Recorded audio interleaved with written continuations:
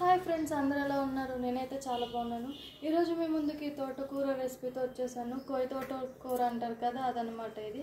So ఆ కొయ్య తోటకూరని అయితే ఈ విధంగా లీవ్స్ అన్నీ ఒలుచుకొని నేను వాష్ చేసి పెట్టుకున్నాను. అలాగే అందులోకి పచ్చిమిర్చి సన్నగా తరిగి పెట్టుకున్నాను. అండ్ ఒక 1.5 2 టొమాటోస్ తీసుకొని బాగా కట్ చేసి పెట్టుకున్నాను. అందులోకి ఉప్పు, పసుపు, కారం కూడా తీసుకున్నాను. సో చూసారు కదా, కావాల్సిన పదార్థములు అయితే ఇవి. తయారు చేసుకునే విధానం చూద్దాం.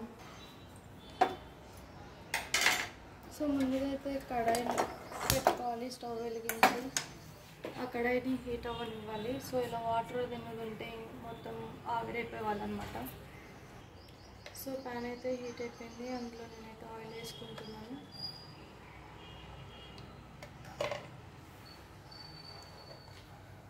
ఆయిల్ అయితే హీట్ అయిపోయింది, అందులో నేను ముందుగా కడిగి పెట్టుకున్న పచ్చిమిర్చి వేసుకుంటున్నాను. అలాగే కొంచెం కరివేపాకు, కరివేపెట్టుకున్న టమాటోస్ వేసుకోవాలి. ఈ విధంగా అయితే బాగా కలుపుకోవాలి. 2 మినిట్స్ మగ్గనిచ్చుకోవాలి. సో ఇది చూసారు కదా, ఇలా అయితే కొంచెం మగ్గనిచ్చుకోవాలి. అలాగే ఇప్పుడు ముందుగా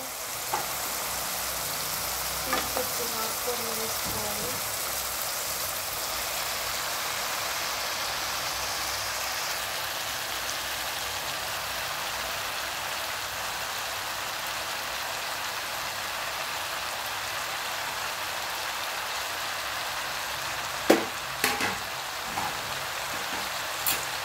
ఆకుకూర ముక్కలు వచ్చేదంతా బాగా కలుపుకోవాలి.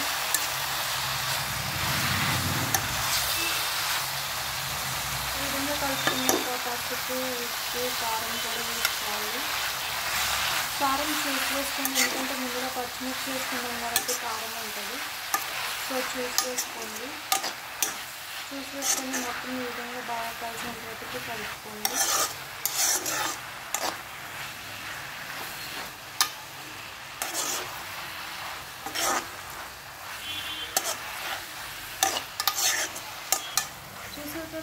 అయితే కలుపుకొని ఒక 2 మినిట్స్ పెట్టుకొని ఈ ఆకు మొత్తం బాగా ఉడికేదాకా ఉంచుకోవాలి. ఒక 5 మినిట్స్. చూసారు కదా, మధ్య మధ్యలో ఈ విధంగా కలుపుకుంటూ ఉండండి, లేదంటే అడుగంటుతుంది.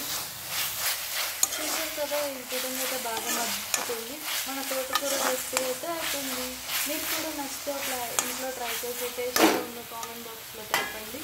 అలాగే ఇంకా మరిన్ని వీడియోస్ కోసం మా TFCC లైవ్ ఛానల్ని లైక్ చేయండి, షేర్ చేయండి, సబ్స్క్రైబ్ చేసుకోండి. Thank you all.